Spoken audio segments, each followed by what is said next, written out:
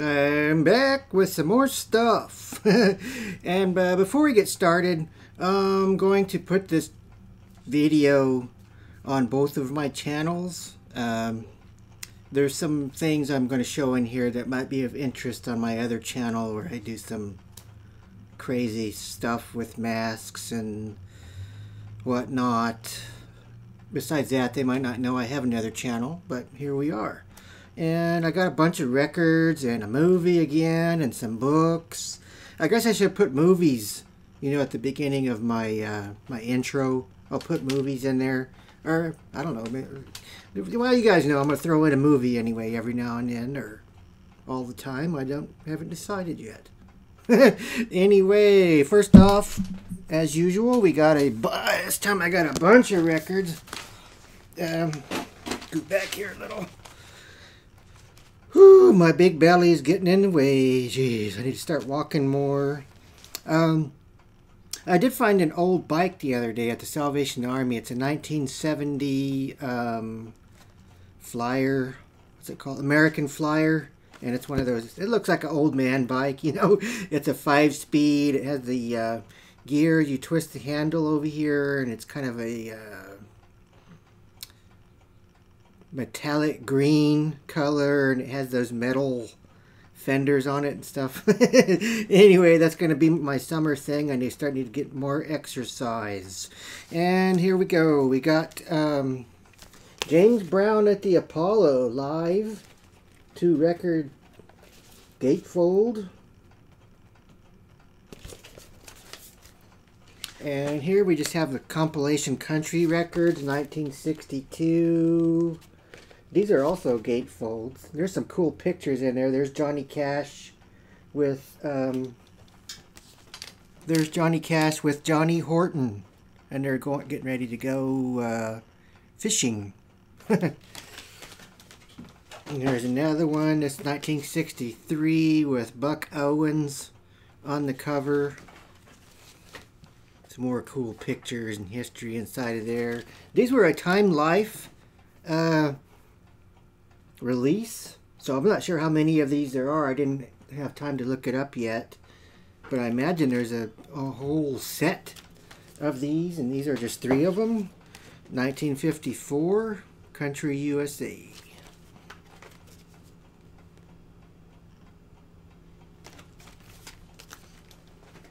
And I found some more Julie London records in really good shape at my record store. And if you see any Julie London, they're usually all messed up, scratched up, because they're from the 1950s. And they were pretty well played and trashed a lot. So that's a lot of years to go by. And I really dig this lady's voice. So if you see any Julie London, pick it up, man. I highly encourage you to listen to her music. I know some of you are metalheads and things like that. You probably don't like music like this, but hey, I like all kinds of music. And I think I already have this, but they had another one, and it's mono. Julie London, About the Blues.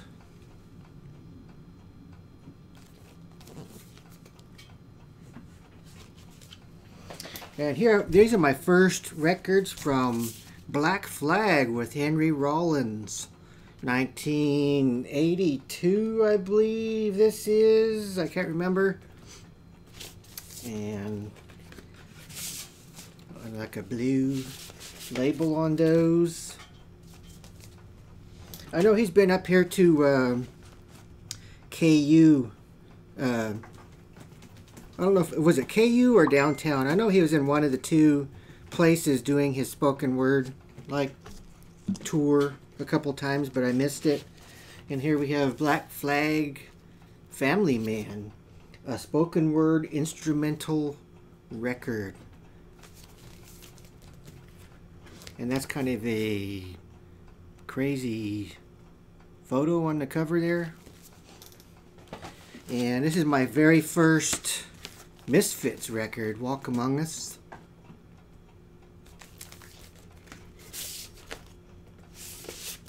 And I did not check to see if what color it's on black vinyl.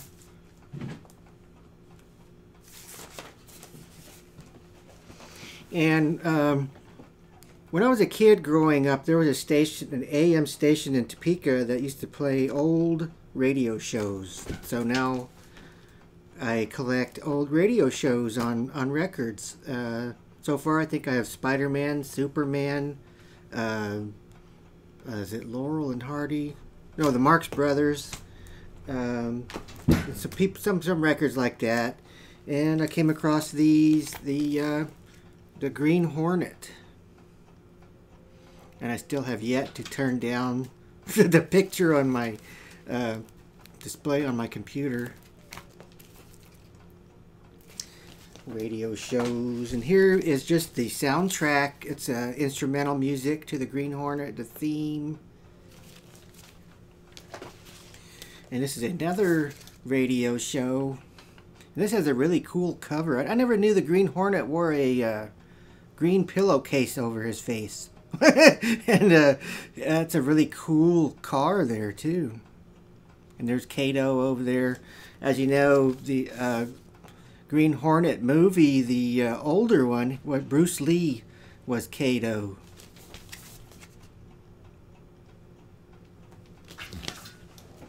And this is a fun one. I know you all know the controversy surrounding Bill Cosby, but I found Fat Albert and the Cosby Kids, and this was one of my favorite cartoons when I was a kid. And there's Fat Albert. I guess he's a human. Hey, I didn't like the movie that came out. They tried to make a movie a few years ago, and it just wasn't very good.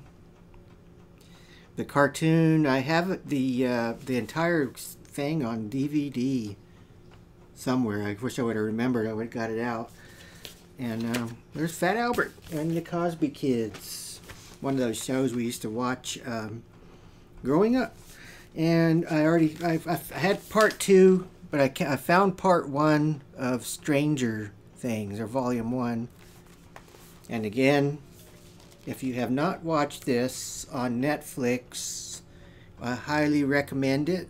If you enjoy 80s horror type movies, like I'm about to show something the 80s with a similar soundtrack, and get over to Netflix and watch Stranger Things. Can't wait till October when the new season comes out. And next we are going to show the movie. And the movie I was talking about is Phantasm. And here is the entire series on Blu-ray. And like I said, my last one, I'm not going to go collecting individual movies anymore. I'm just going to do sets of collections. Although I do have some single ones that I saved were my favorites. And this was one of my favorite movies also when I was a kid. Here we have the Tall Man on the cover of the box here, and it's 5 Blu-rays, and there's some cool stuff in there. First off, it came with a booklet which is like a behind the scenes journey. Phantasm, the delusion of disordered mind, a phantom, a spirit, a ghost. Sorry, my hair's all whacked out. Man, I was outside. It was windy today. And there's the Tall Man again, and the ball, the famous ball. That's balls. The famous balls that are in the movie. Don't take that. Never mind. And it's got some cool pictures and behind the scenes type stuff. And there's the Tall Man and having a good time. He's laughing there. And he's getting ready to grab somebody by the throat there, it looks like. Anyways, it also came with a poster. And I'm not going to unfold that whole thing. But the poster is of that right there. Of the cover, and I do believe it's a two-sided poster, so it has a different photo on the other side. I'm not sure. Phantasm, and Roger, not Roger. I found this set from another person on my other channel, and I'll thank him. I'd like to thank him for turning me on to these Blu-rays. And there's 5 of these, and I'm not going to open all 5 of them. Goes through movie 1 through 5, and I'll show you the first one. There you go. And on the inside, these covers are reversible. So there's the original artwork on the inside, and I don't know why they didn't. They designed it that way to go with the box. I don't know why they didn't just use it that way anyway. Let's see if we can get it in here.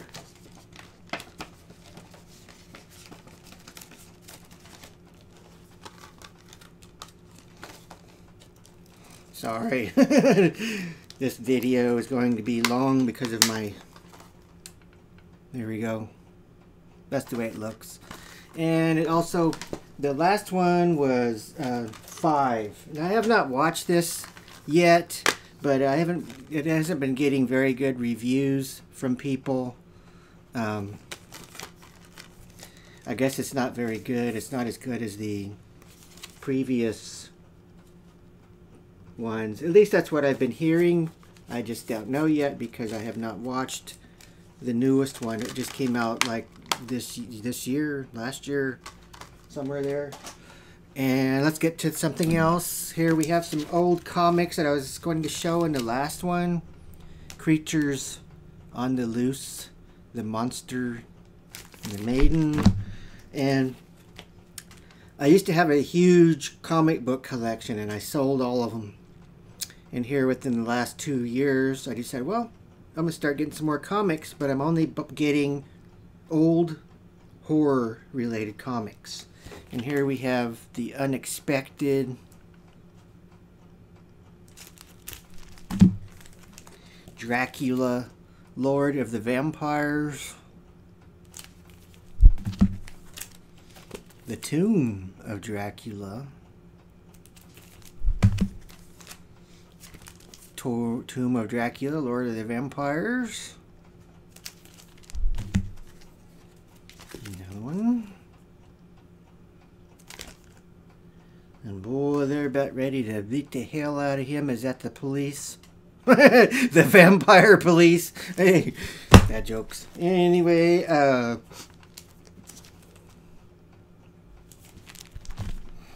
and here's one that I get with a subscription box, or that I got with a subscription box, Vampirella.